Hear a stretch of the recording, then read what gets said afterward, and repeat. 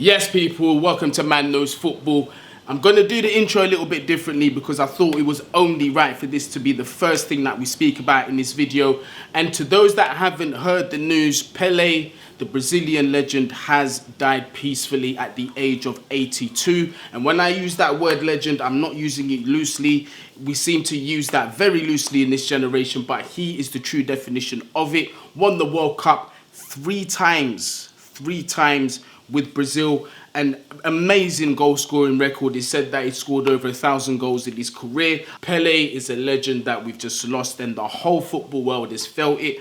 Me personally, as you can see, I was not old enough to witness Pele play through his career, but I do appreciate the legacy that he has left behind. The generations that have come before us often say that, you know, there's one of three names that usually come up, or one of two names in those generations that come up, and that's Maradona and Pele. It's very much like I'm not even going to compare it to that. Those two are definitely legends.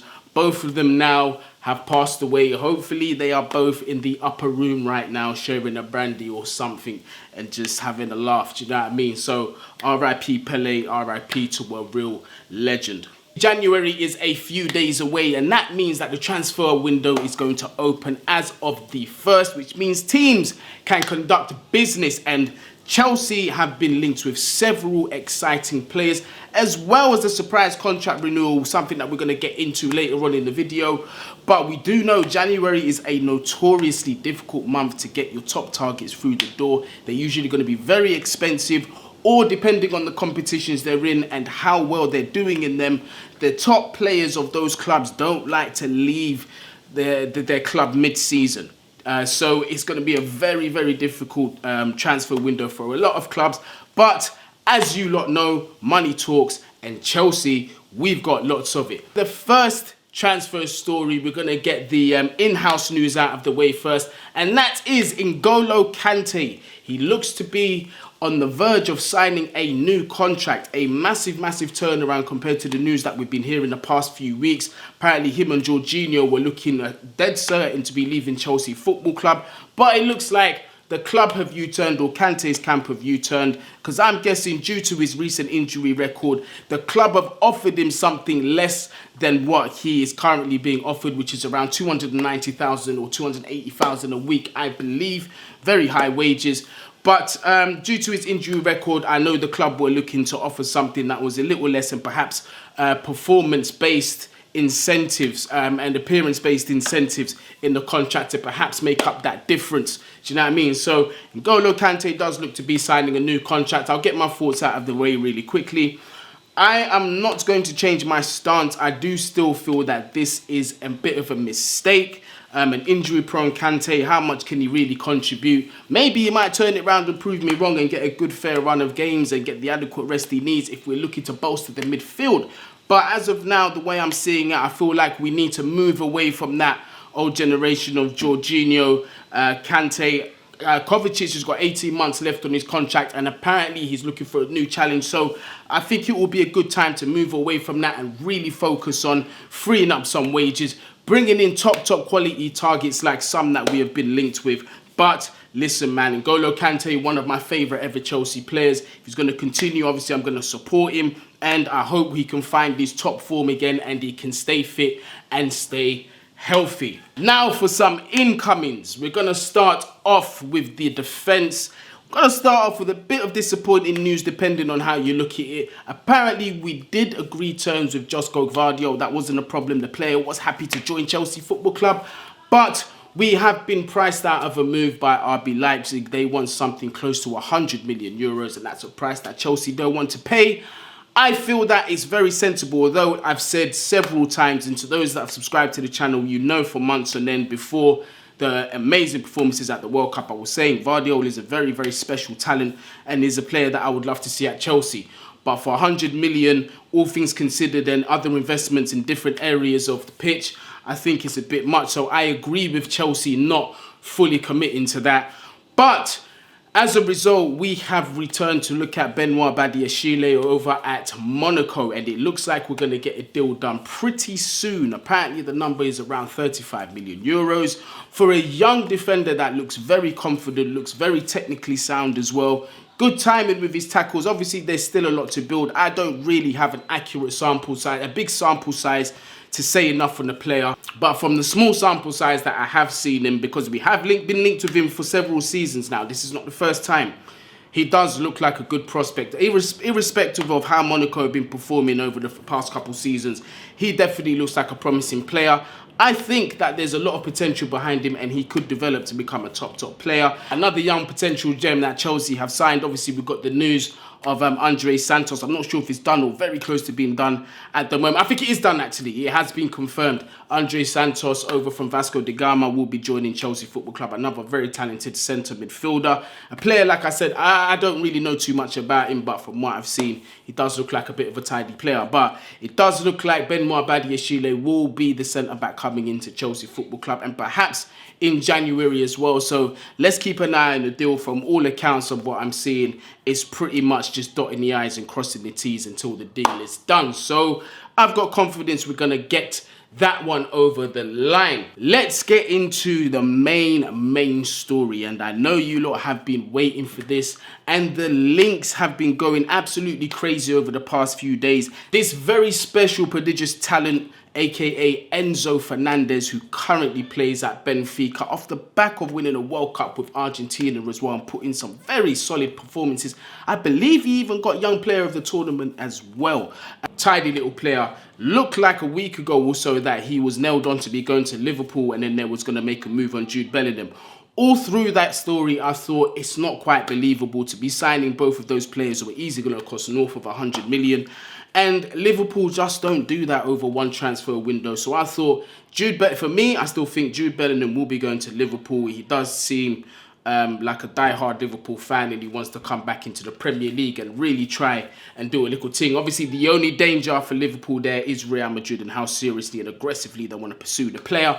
But to me, it looks like Liverpool are front runners. So to be forking out 120 to 150 million euros and then to be doing 120 on Enzo, not really realistic. But a little south of the country, down in London, a little club called Chelsea Football Club have the finances to pull this off. Now, that will not come without ramifications. Enzo Fernandez, to those that don't know, has a release clause of 120 million euros, which is about 105 million pounds. And the rules are, for that to be triggered, it has to be paid upfront and in full. There will be no installment payments for this deal unless Benfica are willing to negotiate outside of the release clause for a cheaper deal, or for even to keep the same price but to allow installments to be paid for the player.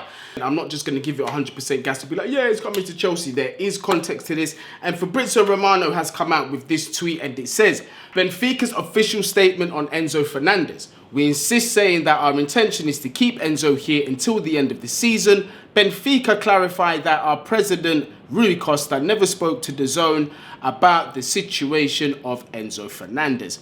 So there is an intention for the club to keep Enzo Fernandez, especially through January. They're still in a Champions League campaign, which they're doing well in, actually. Benfica are actually doing really good.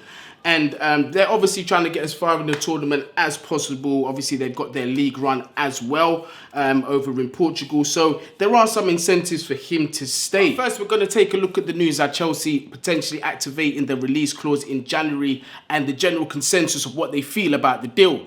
Chelsea have doubts over triggering Enzo Fernandez's release clause, as one payment all in one go could create problems with financial fair play. And that was said by Fabrizio Romano. However, some more news has come out since then. Now, it's not reported by your Fabrizio Romanos or your David Ornsteins, who are considered your tier 1 journalists that do tend to get things right. Some news from Portuguese outlets have come out, and they do look like positive news. Well, depending on how you see it, I think it will be positive.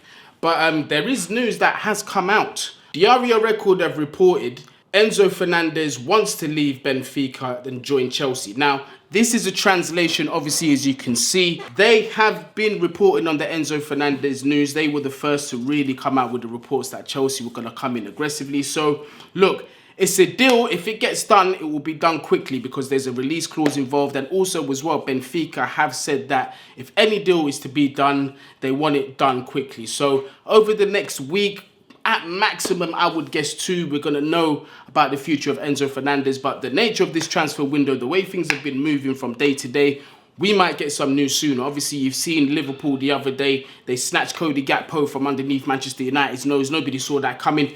Could it be something similar with Chelsea Football Club? I would be very excited at the signing of Enzo Fernandez. I think he's an excellent player. Perhaps in 5, 6, 7 years, we could be talking about this guy as one of the better players, one of the greater players of that current generation in the future to come. Because, look, he's got all the tools. He looks like a very versatile midfielder, very technically skilled. His game intelligence is just it's just ridiculous. He does look like he could be a star player for any team, and I think it will be a massive statement signing for Chelsea, and the positivity in the future in terms of attracting more star players of that caliber. It's only going to be better for us if we win the race for Enzo Fernandez, because remember, there are several teams that are after him. Real Madrid like him, Liverpool like him, Manchester United like him, PSG like him. The top dogs want this guy. But it's going to come down to the team who are willing to get, as well, at bare minimum, close to that release clause in January in a fast manner. Will Chelsea get that done? Well, let's wait and see, because the other option is Jude Bellingham, but I do believe there are several other options that he would rather take before coming to Chelsea. I think between the two, we should be looking at Enzo Fernandez and trying to put our eggs in that basket, because the player apparently, as you've seen, has agreed to move to Chelsea Football Club in January. He does want the move to the Premier League. Now it's about that payment. Will Chelsea trigger that activation clause, or will Chelsea sit and negotiate with Benfica to try and get as close to it as possible and arrange a payment structure that is not so damaging for Chelsea in terms of the financial fair play? We're going to have to wait and see on that one. But to those that are thinking, if we spend 120 million on Enzo Fernandez, aren't we linked with Declan Rice over at West Ham? Yes, we are. Is that going to affect our move for Declan Rice? Apparently it's not, and we do have another tweet. I'm told that it's Christopher Vival himself personally working on the Enzo Fernandez deal right now. Sources say Chelsea want Enzo and Declan Rice, and any deal for a midfielder in January should not affect a move for Declan Rice in the summer. So as you can see, the ambition is there from Chelsea Football Club. Now, before Declan Rice has even come close to signing for Chelsea, he does seem to be a player of massive divide in the fan base. A lot of people don't like him. Some do like him. Again, I think he's a very good player. I don't think he's elite or world class. I think he's just very good. I don't think he's a rubbish player some people make out. It's a signing I would be happy to see at Chelsea Football Club. Several reasons around it. Obviously, he knows the environment. He's still got several teammates there that he used to play with through the youth academy. Your Mason Mounts, your Trevor Chalobahs, etc. So in terms of team cohesion and, you know, perhaps hitting the ground running a bit sooner rather than later, these things do tend to help, you know. So it's a move that can work well with. The player does want the move. And look, it's a profile that we need in that midfield, whether we're going to be playing a pivot or whether we're going to be playing a midfield three. Declan Rice, he definitely has his uses in either one of those formations. His skill set, like I said, we need his athleticism. He's also very well at playing and progressing that ball forward, good on the transition as well, as is Enzo Fernandez. So could you imagine both of them in the same team, man? And to have Declan Rice in that, I feel it will free up Enzo Fernandez a bit more, and you'll be able to see a lot more of his attacking talent. Although defensively, he does put a tackle in and he does it very well. He does sniff out danger excellently. He's a very rounded midfielder, man. Excellent bit of talent. So, look, how do you feel about these signings? Do you think Chelsea should be investing that much into a player like Enzo Fernandez? Do you think Chelsea will activate the release clause, or do you think they will try and work something out in January closer to the release clause, but arrange a payment structure that's not going to damage us in terms of FFP? I'd love to know your thoughts. Me personally, the Benoit Badiashile one, I think that's definitely one to look at in the future. From what I've seen from him, he's definitely got something about him. He's definitely talented. Let's see how he's going to develop over at Chelsea. It's one for the future. Like I said, I'm not expecting him to make an impact right away, but still to me, looks like a good signing. Also as well, the renewal of Ngolo Kante's contract. Do you feel that the club should have offered him a new contract or we should have let him go? Declan Rice potentially joining alongside Enzo Fernandez, man. There's so much to talk about. January hasn't even started yet, so there's going to be a hell of a lot more news coming out, people. And, you know, just stay tuned. Just stay tuned into Man Knows Football. If you are new, smash that subscribe button. Leave your thoughts down there in the comments as well. Hit the notification bell so you know when the videos are coming out. And smash a like. But people, wherever you are, whatever you're doing, make sure you do stay safe. We've got the new year coming up, obviously celebration times, but stay safe, know your surroundings and all that stuff. Once again, RIP Pele. Peace out, people. Up the Chelsea.